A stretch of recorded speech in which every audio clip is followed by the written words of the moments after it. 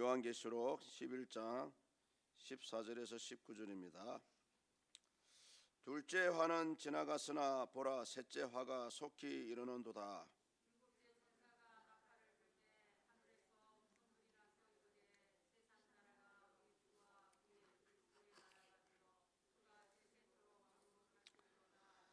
하나님 앞에서 자기 보좌에 앉아있던 24장로가 엎드려 얼굴을 땅에 대고 하나님께 경배하여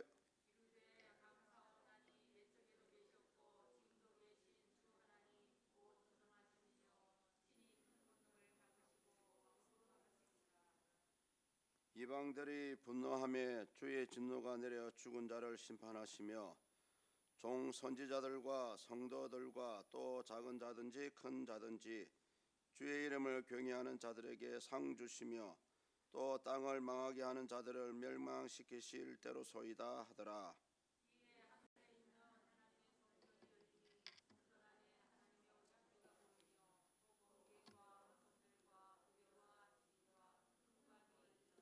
아멘. 말씀을 전하기 전에 미리 광고 말씀 드리겠습니다. 기부금 증명서 신청하시면 될 것 같습니다. 재정부 우리 김시훈 집사님께 개인적으로 신청을 하시면 좋겠습니다. 지난 시간까지 이제 첫 번째 나팔 심판과 일곱 번째 나팔 심판 사이에 끼어 있는 중간에 끼어든 삽입된 기사 두 개를 보았습니다. 펼쳐진 작은 두루마리를 이제 먹어라라는 그런 말씀이 나왔고요. 또 직전 지난 시간에는 두 증인을 통해서 우리 예수 그리스도의 복음과 구원과 심판을 선포해야 된다는 그런 말씀을 주셨습니다. 그 말씀 자체가 사실은 누군가가 해야 될 것이 아니고 저와 여러분들이 또 오늘날 교회가 이 일을 감당해야 할 것이라는 그런 말씀이었습니다. 이제 오늘은 드디어 이제 일곱 번째 나팔 심판입니다. 제가 이 요한계시록을 시작하시면서 여러 가지 말씀을 드렸지만은 첫 번째, 두 번째, 세 번째, 네 번째 이거는 단지 순서에 지나지 않고요. 시간적인 어떤 순서에 따라서 진행되는 것은 아닙니다. 마지막 때가 되면은 이 일곱 가지의 나팔 심판이 동시다발적으로도 일어날 수 있다라는 말씀을 먼저 드립니다. 근데 오늘 본문 14절을 먼저 보시면은 이제 둘째 화가 지나갔고 셋째 화가 시작되었다라는 그런 말씀을 주십니다. 우리가 지난 시간을 상기하는 의미에서 첫째 화는 다섯 번째 나팔 심판을 얘기하고 있고요. 요한계시록 9장 1절로 11절까지의 말씀입니다. 그리고 이 둘째 화는 뭐냐 하면은 여섯 번째 나팔 심판. 요한계시록 9장 13절에서 21절까지 내용이고요. 우리 앞 직전까지의 내용입니다. 이제 엄밀히 따지면은 이제 오늘부터가 세 번째 화를 언급할 예정입니다. 여러분 방금 본문을 읽어보셨죠? 분명히 일곱째 나팔 심판이라고 하셨는데요. 심판의 내용이 안 나와요. 그렇지 않습니까? 저도 이 부분에 대해 굉장히 좀 고민을 많이 했습니다. 책도 여러 군데 찾아보고요. 분명히 일곱 번째 나팔 심판이라면은 어떻게 심판의 종류라든지 그것이 소개가 되어야 됨에도 불구하고 단지 뭐가 나옵니까? 그냥 천사가 찬양하는 소리가 나오고요. 보십시오. 하나님에 대한 찬양과 19절 마지막에 보시면은 그 대재앙의 징조들만 간략하게 소개함으로 해서 이 일곱 번째 나팔 심판이 끝나버립니다. 그래서 이 부분에 대해서 어떤 학자들은 어떻게 생각하냐면은 이 셋째 화는 오늘 일곱 번째 화가 아니고 요한계시록 저 뒤쪽에 가면은요 16장으로 넘어가시면은 이제 마지막 남아 있는 일곱 대접 심판이 있거든요. 그것이 셋째 화일 것이다라고 추측을 하기도 합니다. 그래서 요한계시록 12장과 13장과 14장은 그 16장에 나오는 일곱 대저 심판, 셋째 화를 위한 소곡에 지나지 않는다라고 이렇게 이제 생각하시는 분들이 있습니다. 또한 보시면은 본문에서 읽어보셨지만 이 일곱째 나팔 심판은 도저히 심판이라고 보기는 좀 어려운 문제들입니다. 그래서 어떤 학자들은 이 오늘 읽었던 본문이 일곱째 화가 아니다라고 주장하시는 분들이 있고요. 지금도 또 어떤 분들은 아니다, 오늘 본문은 분명히 일곱째 나팔 심판이 맞다라고 하면서 이 일곱째 나팔 심판이 셋째 화다라고 이렇게 정의를 내리시는 분들이 여러 있습니다. 사실은 지금 이 결론이 나 있지 않아요. 그러나 오늘 본문을 보시면은 중요한 사실을 하나 발견할 수가 있습니다. 분명히 심판인지 아닌지는 모르겠지만 분명히 일곱 번째 나팔이 울렸습니까? 울리지 않았습니까? 울렸어요. 일곱 번째 나팔이 울렸기 때문에 본문을 기준으로 한다면은 본문 15절에서 19절까지가 셋째 화이자 일곱 번째 나팔 심판이라고 할 수가 있습니다. 다만 이 부분을 우리가 어떻게 이해를 해야 되냐면은 이 셋째 화 일곱 번째 나팔 심판이 어떤 심판을 묘사하거나 어떤 심판을 그리고 있는 것이 아니고 마지막 때가 되었을 때에 하나님의 최후의 심판이 있다라는 것을 선포하고 있는, 보여주고 있는 그런 생각을 하시면 될 것 같습니다. 그래서 이 자세하게 어떤 심판인지는 말씀하고 있지는 않지만 이 일곱 번째 나팔을 통해서 하나님의 심판과 보상 그리고 멸망이 정확하게 설명이 되어 있습니다. 그래서 본문 오늘 전체 내용의 주제가 본문 15절에 나와요. 이 15절만 잘 이해하시면은 일곱 번째 나팔 심판이 무엇인지 정확하게 알 수가 있습니다. 15절에서 선포하는 것이 뭐냐 하면은 세상 나라가 우리 주와 그의 그리스도의 나라가 되었다라고 선포하고 있죠. 이것은 뭐냐 하면은 한마디로 뭡니까? 하나님의 나라가 완성이 되었다라는 그런 의미입니다. 우리 15절을 같이 읽습니다. 일곱째 천사가 나팔을 불매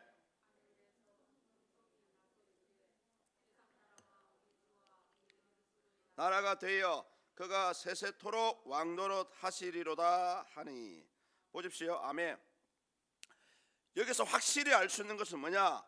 일곱째 천사가 나팔을 불었다는 것입니다.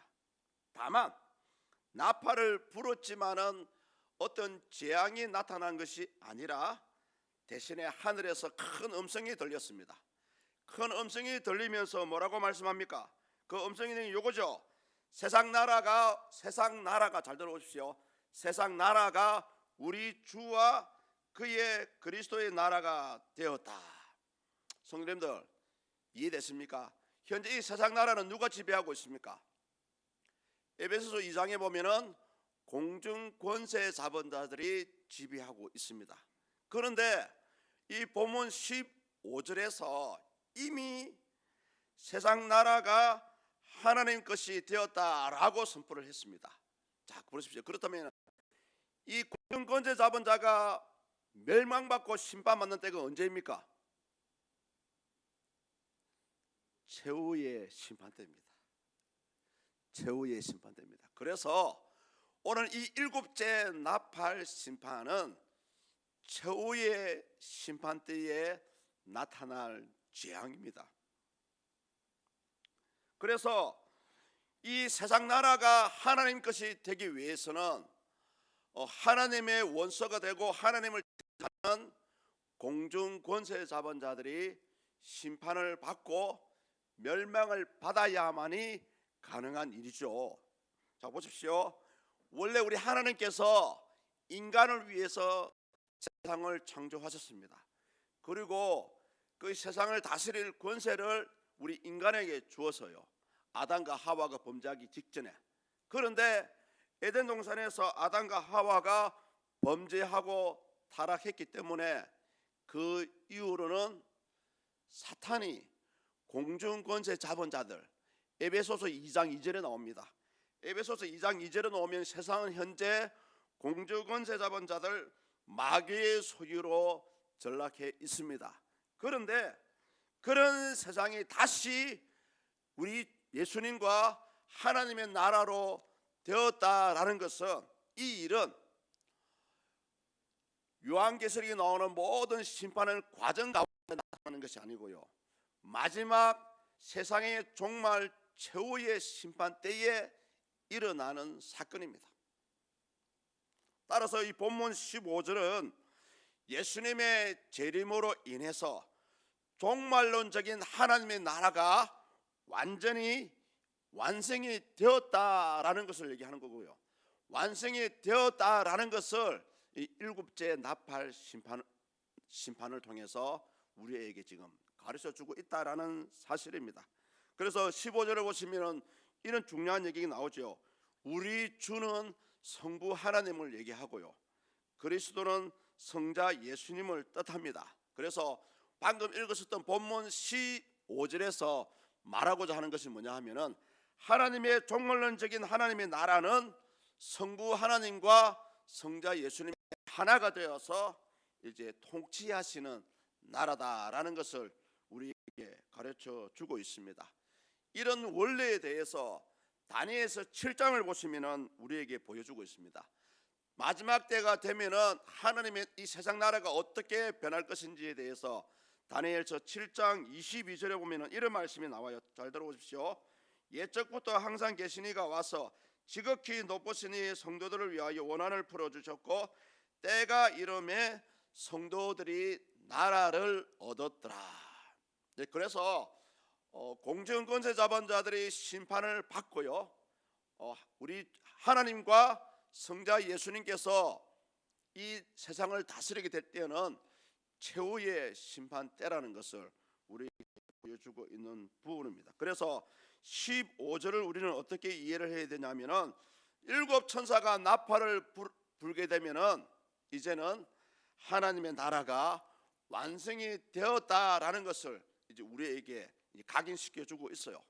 그래서 여러분, 일곱 번째 나팔 심판이라 해서 꼭 저주나 재앙이 오는 것이 아니고요, 어쩌면은 사탄의 입장에서는 그들이 멸망을 받고 다시금 이 나라를 빼앗기는 자체가 그들에게는 재앙인 것이죠. 자, 그렇다면은 이제 본문 15절이 이 주제라면은 앞으로 16절, 17절, 18절, 19절까지는 이런 종말론적인 하나님의 나라가 이 일곱째 나팔 심판 때에, 달리 얘기하면은 셋째 화로 나타나게 된 그런 근거들을 세 가지로 이제 우리에게 알려주고 있습니다. 다시 얘기하면 15절에서 일곱째 천사가 나팔을 부름으로 하나님의 나라가 완성되었다는 것에 대해서 그 근거를, 그 증거를 우리에게 보여주고 있다라고 생각을 하시면 됩니다. 종말론적인 하나님의 나라가 임한 것을 뒷받침해주는 근거가 16절과 17절 같이 나오는데요, 어떤 근거냐면은 24장로들이 경배하고 있는 그런 모습입니다. 우리 16절과 17절 함께 읽습니다. 하나님 앞에서 자기 보좌와 앉아있던 24장로가 엎드려 얼굴을 땅에 대고 하나님께 경배하여 이르되, 감사하옵나니 옛적에도 계셨고 지금도 계신 주 하나님 곧 전능하신 이여, 친히 큰 권능을 잡으시고 왕노릇 하시도다. 아멘. 친히 큰 권능을 잡으시고 왕노릇 했다는 자체가 이미 이 하나님의 나라가 완성이 되었다는 말입니다. 그런데 이 24장로의 찬양하는 모습은 여러분, 요한계시록 19장에 가면 또 나와요. 요한계시록 19장에 가면 어떻게 나오냐면은 천상의 무리들이 하나님을 찬양하고 있다라고 얘기합니다. 그래서 천상의 무리가 하나님을 찬양하고 24장로가 하나님께 엎드려서 이제 하나님께서 이 온 우주를 완전히 다스리게 되었습니다라고 할 때는 요한계시록 21장 22장에 가면은 그때는 마지막 멸망 때입니다. 그래서 이 24장로의 찬양하는 모습이 앞에 우리 본문 15절 종말론적인 하나님의 나라가 임하게 되었다는 것을 뒷받침해 주는 그런 근거입니다. 우리는 잘 알고 있습니다. 이 24장로를 어떻게 우리가 얘기하냐면은 땅에는 지상교회가 있고요, 하늘에는 천상교회가 있습니다. 그래서 이 24장로는 천상교회를 상징하고 있어요. 그래서 이들이 하나님을 찬양한다는 것은 종말 때에 하나님께서 궁극적으로 이제 성령을 거두었기 때문에 찬양을 하고 있다라는 것을 우리에게 보여줍니다. 그런데 여러분, 이 16절과 17절을 읽어보시면 약간 이상한 느낌이 들어요. 어떤 느낌이 듭니까? 분명히 심판의 주체가 누가 됩니까? 원래 마지막 때 심판의 주체는 우리 예수 그리스도입니다. 그런데 이 내용을 보시면은 영원한 하나님의 나라의 통치가 성자 예수님께서 서서히 어디로 넘어갑니까? 주 하나님, 성부 하나님으로 넘어갑니다. 이 부분에서 우리가 오해를 하지 말아야 될 게 뭐냐 하면은, 심판의 주체는 예수님이지만은 이 심판이 끝이 나고 온전히 하나님의 나라가 완성이 되었을 때는 성부와 성자 두 분이 하나가 되어서 함께 세상을 다스립니다.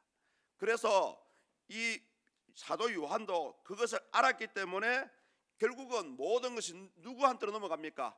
성자 예수님조차도 하나님께 복종하기 때문에 모든 권리는 하나님만이 온 세상을 다스리는 만유의 주로 우뚝 선다는 것입니다. 이 부분에 대해서 혹시 오해할까 싶어서 제가 사도 바울의 주장을 가지고 왔습니다. 고린도전서 15장 28절입니다. 혹시 화면에 한번 띄워주십시오. 우리 다 같이 한번 읽겠습니다. 시작.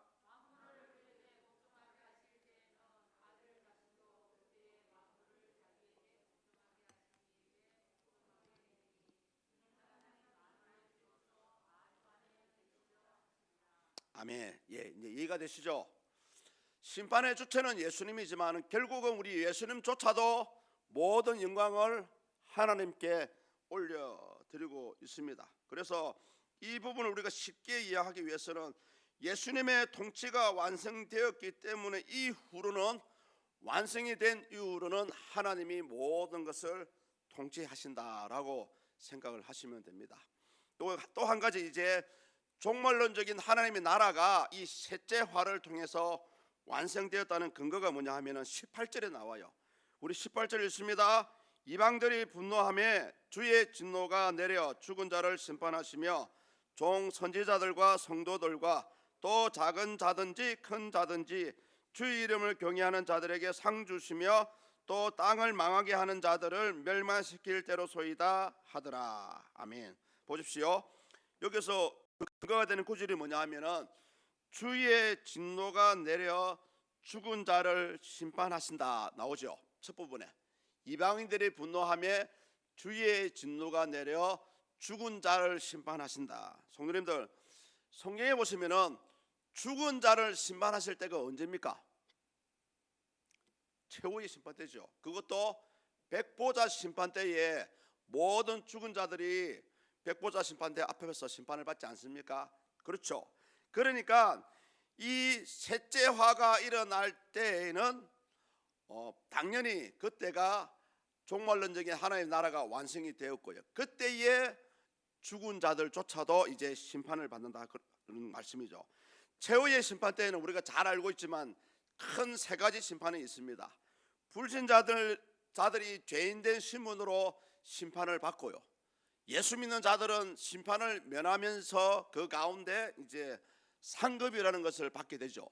그리고 마지막에는 하나님의 최후의 대적들이 심판을 받게 되고요, 하나님의 완전한 통치가 완성이 됩니다. 이 최후의 심판 때 이 세 가지가 일어나게 되어 있습니다. 그래서 이 죽은 자를 심판한다는 것은 요한계시록 20장에 싹 넘어가면은 백보자 심판에 나와요. 그때의 그 당시를 얘기해주고,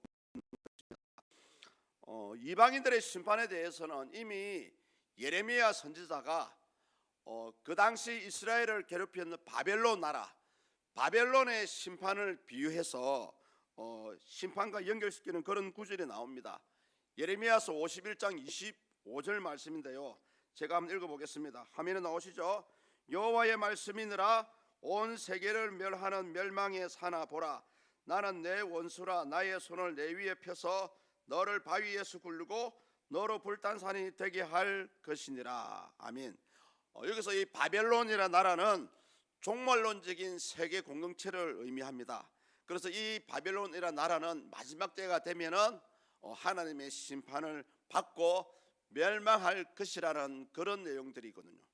자, 그래서 또 마지막으로 이제 한 번 더 종말론적인 하나님 나라가 임하게 되었다는 것을 뒷받침해 주는 근거가 마지막 본문 19절에 나와요. 우리 19절을 함께 읽습니다. 이에 하늘에 있는 하나님의 성전이 열리니 성전 안에 하나님의 언약궤가 보이며 또 번개와 음성들과 우리와 지진과 큰 우박이 있더라. 아멘. 여기 보면은 여러분, 번개와 음성과 우레와 지진과 큰 우박이 있다는 것은 최후의 심판을 암시하는 단어들입니다. 그리고 마지막 때가 되면은 하나님의 성전이 열립니다. 성전이 왜 열립니까? 당연히 성전이 열려야 됩니다. 왜? 택한 자들이 성전에 들어가기 위해서. 그리고 보십시오. 그래서 하나님의 성전이 열리고 언약궤가 보인, 언약궤는 뭡니까? 하나님 자체를 상징을 하죠. 하늘의 성전이 열려서 주의 택한 자들이 천국에 올라가고요, 그 가운데 하나님이 계신 것이 보인다는 것은 바로 마지막 때 언약이, 최후의 언약이, 구원의 언약이 완성되었을 때를 말하고 있습니다. 그래서 이 마지막 때 종말론적인 하나님 나라가 임하게 되었다는 것을 오늘 이 구절에서 우리에게 보여주고 있죠. 출애굽 당시에 모세가 애국 군대를 하나님께서 물리치신 후에 하나님을 노래한 그 모세의 노래라는 대목이 나옵니다. 그 내용 속에 보면은 어떤 내용이 나오냐면은, 출애굽 당시 하나님께서 홍해를 열어 주셨잖아요. 근데 홍해를 열어 주셨는데 많은 이스라엘 백성들이 홍해길을 건너는 과정이었습니다. 그런데 뒤에 누가 쫓아왔습니까? 애국 군대가 따라왔죠. 사실은 시간적으로 하나님의 그 어떤 구름 기둥과 불 기둥이 애국군대를 막지 않았다면은 당연히 구원의 길이 열렸지만은 바다 한 가운데서 이스라엘 사람들이 멸망당할 그런 상황이었어요. 그런데 하나님이 기적적으로 다시 그 홍해가 닫히면서 쫓아오는 애국 군대를 다 물리쳤습니다. 요거죠. 그리고 나서 모세가 이런 찬양을 했습니다. 출애굽기 15장 13절에 보면은, 우리 마지막에 같이 한번 읽어볼까요? 주의 인자하심으로 주께서 구속하신 백성을 인도하시되 주의 힘으로 그들을 주의 거룩한 처소에 들어가게 하시나이다. 예, 주의 거룩한 처소에 들어가게. 주의 거룩한 처소가 바로 여러분 천국입니다. 그래서 이 마지막 때 최후의 심판 때가 아니면은 천국이 열릴 수가 없습니다.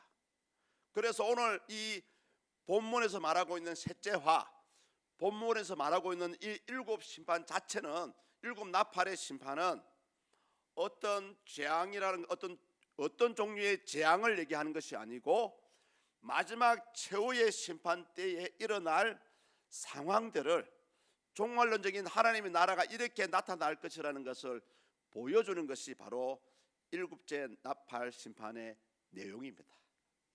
이 정도 설명 들으시면 재앙이 아니고 마지막 때에 어떻게 하나님 나라가 임한다는 것을 우리에게 보여주고 있구나라고 성도님들 이해가 되시죠? 예, 그렇습니다. 마지막 일곱 번째 이 나팔 심판은 최후의 심판에 있을 세 가지의 큰 현상을 선포하고 있다라고 여러분 이해하시면 되고요. 특히 불신자들 죄인들을 이제 심판하신다라는 그런 내용이 나오고요.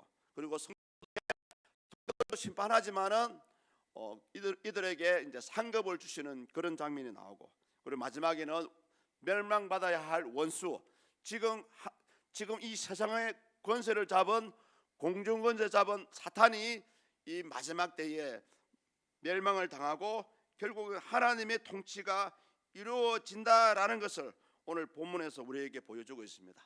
자, 그런데 문제는 뭐냐 하면은 오늘 제가 설명드린 내용이 이해가 되지 않아도요, 한 가지 꼭 이거는 짚어가야 됩니다. 분명히 마지막 최후의 심판의 때가 되면은 요한계시록 20장에 넘어가면은 백보자 심판을 통해서 마지막 때에 하나님께서 이렇게 심판하실 것이다 라고 이미 보여주고 있습니다.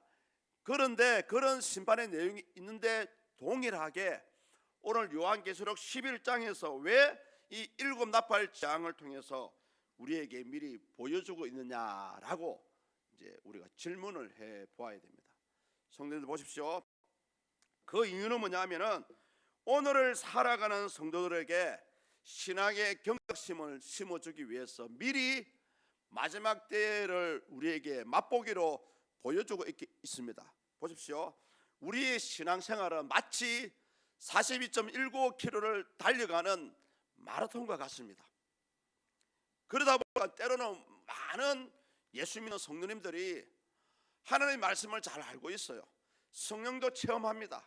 그런데 너무 주님 오실 날이 길고 길다 보니까 때로는 많이 신앙적으로 너무 나태하고요, 너무 여유를 부리고 있습니다. 여러분 주변에 한번 둘러보십시오. 주일날이 여러분 본 예배가 아니고요, 수요 예배도 본 예배입니다. 많은 분들이 오해를 해요.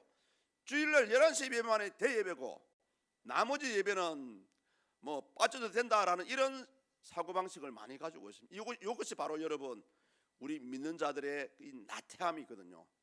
그런데 혹시 아십니까? 이 신앙은 있잖아요. 신앙은 사람이 깨를 뿌리면 뿌릴수록 더 점점점 떨어지는 것이 바로 이 신앙의 모습입니다. 그래서 때로는 우리가 이 새해를 맞이했지 않습니까? 또 지난 시간에 제가 민수기 6장을 통해서 하나님께서 복을 주시고 은혜를 주시고 평강을 주신다고 분명히 선포를 했음에도 불구하고 성도님들, 그러면은 가만히 있어서 감 떨어져라고 누워 있어야 됩니까? 아닙니다.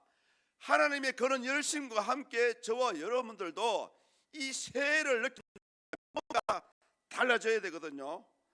한 번쯤은 힘을 내야 될 때에, 이때에 마치 끝장을 보듯이 한번 열정을 쏟아내야 됩니다. 그래야 이 신앙이 한 단계 성숙이 되고요, 그래야 진정 이때까지 긴가민가한 하나님의 존재, 하나님이 나를 사랑하시는지 나에게 뭘 주는지를 이 신앙이 한 단계 성숙해 보면은 알 수가 있어요. 그런데 많은 분들이 아직까지도 이 하나님이 원하시는 이 기준에 올라가지 못하고 있어요. 이것을 출애굽기는 뭐라 합니까? 여러분, 광야의 생활입니다. 많은 분들이 광야의 생활을 자랑처럼 얘기해요. 아닙니다. 광야 생활은 광야로 끝나는 겁니다. 고생 쭉 들어요. 광야 생활의 사람이 가나안 들어갔습니까, 성도님들? 안 들어갔어요. 못 들어갔습니다. 모세조차도 못 들어갔어요. 그래서 여러분의 신앙이 어디까지 올라가야 됩니까? 여호수아서와 같이 가나안 땅에 입성을 해야 됩니다. 가나안 땅에 입성해야 여리고성을 정복하고요, 아이성을 정복하고요, 가나안 땅을 차지할 수가 있어요. 오늘 많은 성도님들이 어쩌면 제가 표현을 해볼게요. 앞이 가나안 땅이 보이는데 다들 가나안 땅 앞에 뭐가 있죠? 요단강. 요단강이 범람하는 것을 보고 나는 아직까지 광야 생활 더 할래 라고 다들 거기에 멈춰 있어요. 그래 가지고는 여러분 솔직히 얘기할게요, 하나님이 살아계심을 못 느낍니다. 지금 여러분 내가 지금 하나님께 복 받고 있다라고 생각합니까? 아니에요. 그 복 가지고는 하나님이 할 수가 없습니다. 하나님이 일을 하기 위해서는 여러분이 생각하는 거에 최소 100배의 복을 받아야 됩니다. 창세기 보면 이삭이 그의 100배의 결실을 맺었더라라고 나와 있죠. 어떻게 목축하는 사람이 농사를 지어가지고 농사꾼도 아닌데 100배의 결실을 맺을 수가 있습니까? 성경이 거짓말이든지 하나님께서 전적으로 역사하시기 때문에 100배의 결실을 맺을 수가 있습니다. 여러분들이 뭔가 하나님 나라 이 서문의 공동체에 위해서 하고 싶다면 현재 받고 있는 복의 100배 뭔가 할 수 있습니다. 재산이 10억이 있는 사람은 꼭 얼마입니까? 한 100억에서 1000억 정도 있어야 하나님 일을 할 수 있다니까요. 요즘 하나님 교회 멋지게 한번 지어주려면 100억은 있어야 된답니다. 그런 포부가 없나요, 여러분? 오늘 저와 여러분의 신앙이 가나안 땅에 입성을 했어요. 가나안의 족속들을 다 멸망시키고 그들이 차지하고 있는 땅을 차지하는 것이 바로 여러분 하나님이 원하시는 수준이에요. 광야에서 내가 어떻게 했는데 겨우겨우 기도해가지고 모레바에 물이 나오고요. 겨우겨우 하나님께서 구름 기둥으로 불기둥으로 보호 안 해주면 결국은 살아가지 못하고요. 맨날 하루 한 끼 만나와 같은 한 끼 그날 배급받고요. 그것이 여러분 어째 복받은 사람의 모습입니까? 아니에요. 광야 생활을 보는 것은 우리의 신앙을 단련하는 것이지 저와 여러분들이 뭔가 누군가에게 친구야 교회 가자 하나님 살아계신다라고 자랑하려면 최소한 여러분의 신앙의 단계가 가나안 땅에 들어가야 됩니다. 지금은 여러분 광야 훈련을 하는 것이 아니고요. 가나안 땅을 점령해가지고 오늘 제가 아버지 믿음으로 해서 여리고성을 정복했습니다. 내일은 아이성을 주십시오. 광야 생활하는 성도하고 가나안 땅에 입성해서 가나안 땅 7족속을 물리치는 성도는 수준 자체가 틀립니다. 성도님들, 제가 이 말씀을 왜 드렸냐 하면 새가 되어서는 뭔가 달라져야 됩니다. 작년까지 내 힘대로 했을 때에 잘 되었으면은 잘 되신 대로 하시면 돼요. 그러나 혹여 내가 기대한 만큼 뭔가 가정이나 사업이나 자녀나 내 신앙이나 뭔가 만족하지 못하신다면 또 하나님 앞에 죄송스러운 마음이 조금이라도 있다면 이제는 여러분의 행동이 한 것이 이제는 잘못된 거라 인정하시고요. 이제는 달라져야 돼요. 어떻게 달라져야 됩니까? 달라지는 방법을 제가 매 시간마다 가르쳐주고 있지 않습니까? 하나님의 말씀이 그냥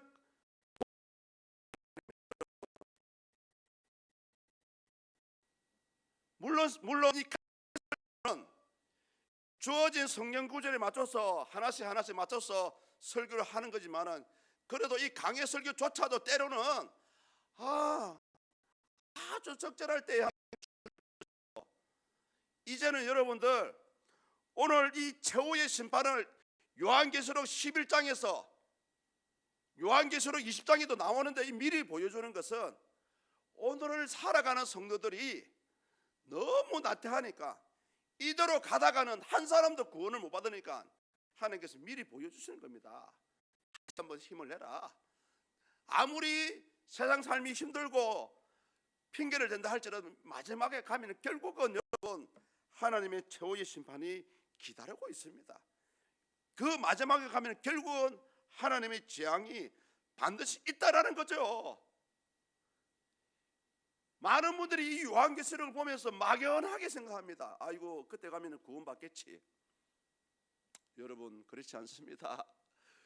구원요 여러분이 생각한 만큼 쉽지 않아요.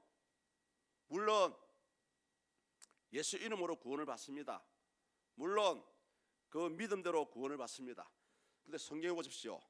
그들이 입술로는 예수 그리스도를 시인하나 입술로는 믿는다고는 하나 그들의 행위는 악을 행하는 도다.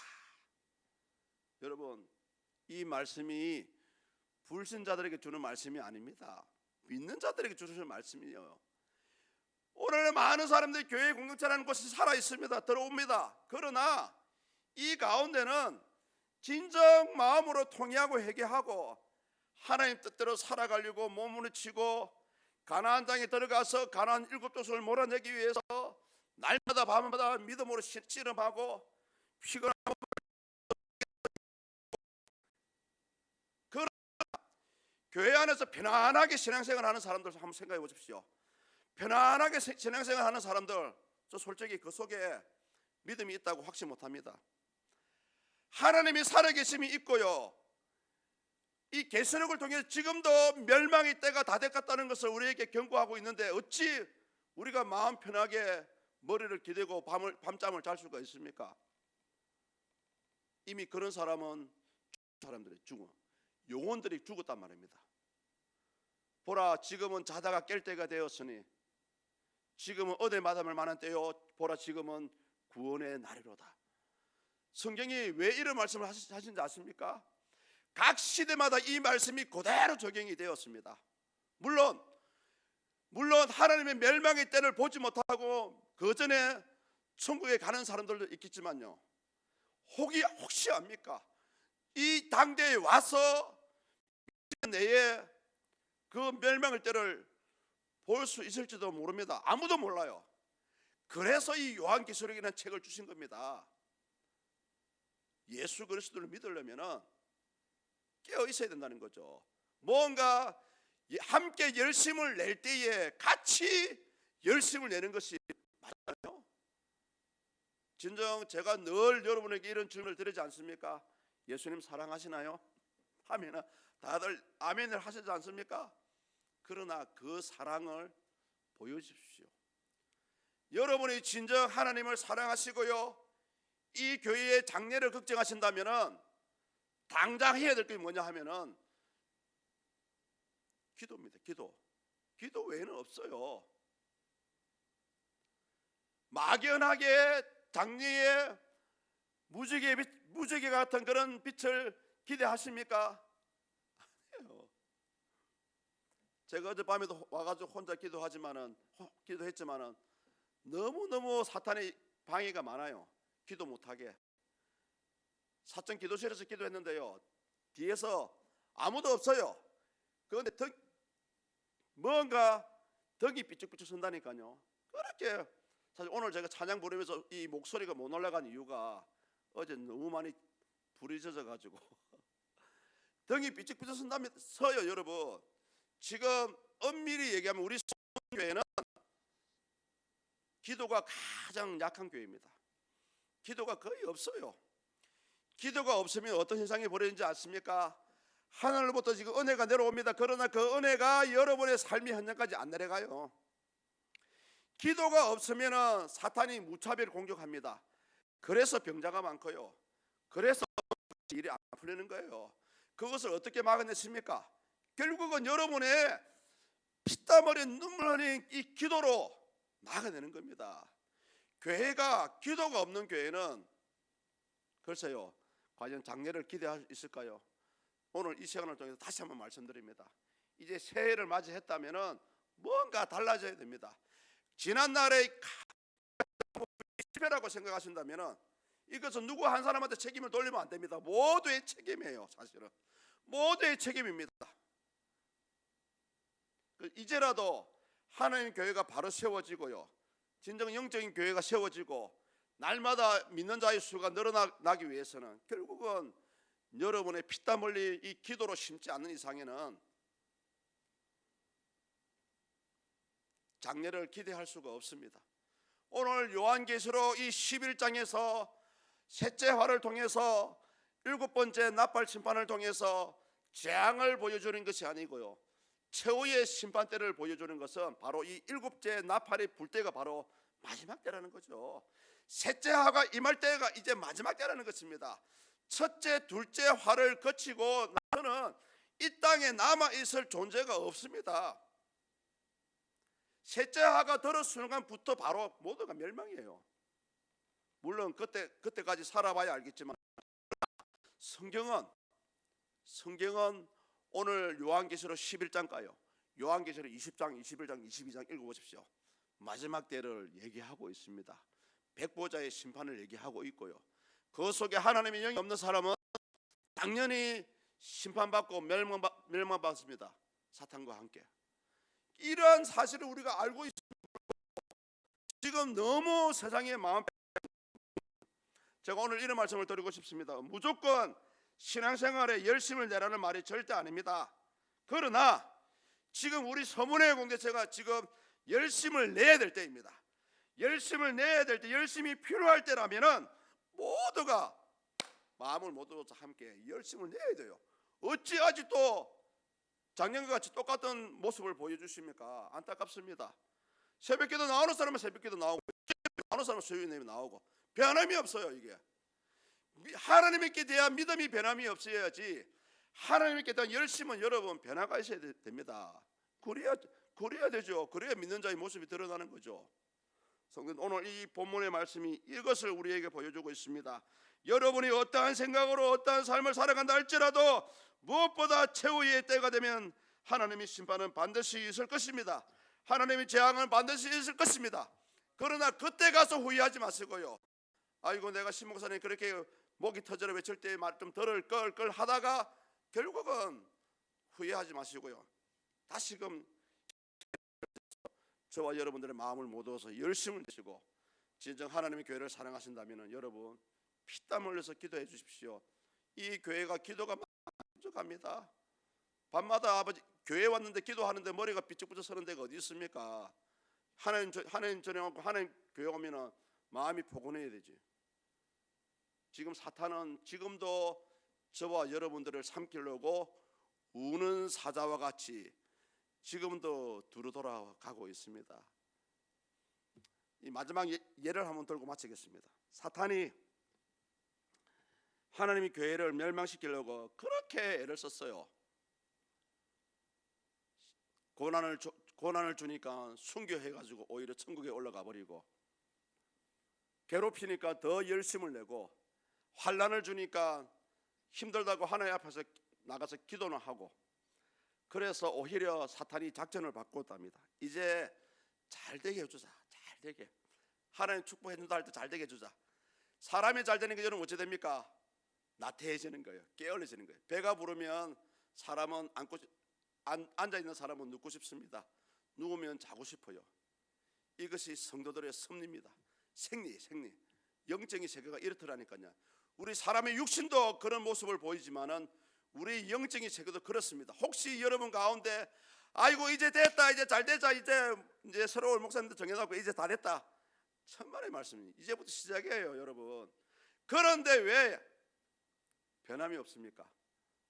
모든 것이 여러분 누구의 책임이 아닙니다. 우리 모두의 책임입니다.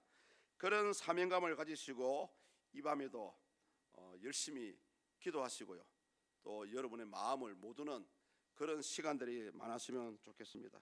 기도하시겠습니다. 하나님, 참으로 안타깝습니다. 오늘 요한계시록 11장은 우리를 통해서 마지막 때에 이 일이 있을 것이라는 것을 미리 우리에게 보여주고 있습니다. 참 우리가 예수 믿는다 하면서 과연 진정으로 예수님 원하시는 그런 믿음의 삶을 살아가고 있는지 참으로 다시 한번 우리 자신을 돌아봅니다. 물론 광야의 시간은 필요합니다. 그러나 예수님을 믿고 신앙의 어떤 정점에 서 있다 하면은 아직까지 광야에 있어서야 안 됩니다. 하나님 예비하신 가나안 땅에 들어가서 땅을 정복하고요, 땅을 다스리고요, 하나님의 나라를 세워 가야 됩니다. 과연 우리가 이러한 단계에 들어와 있는지를 다시 한번 돌아보게 하시고, 하나님 새해의 새 마음과 새 결단과 열심을 내어서 주의 나라와 몸된 교회를 위해서 충성되이 섬겨갈 수 있는 우리 모두가 되게 하여 주시옵소서. 다시 한번 이 기도의 불을 태울 수 있는 우리 모든 성도님들이 될 수 있기를 간절히 기도합니다.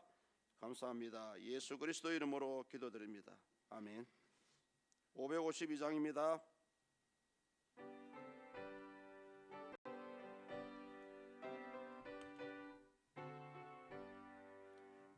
아침 해가 돋을 때 만물 신선하여라. 나도 세상 지낼 때에 햇빛 되게 하소서. 주여 나를 도우사 세월 호송 안고서 어두운 세상 지낼 때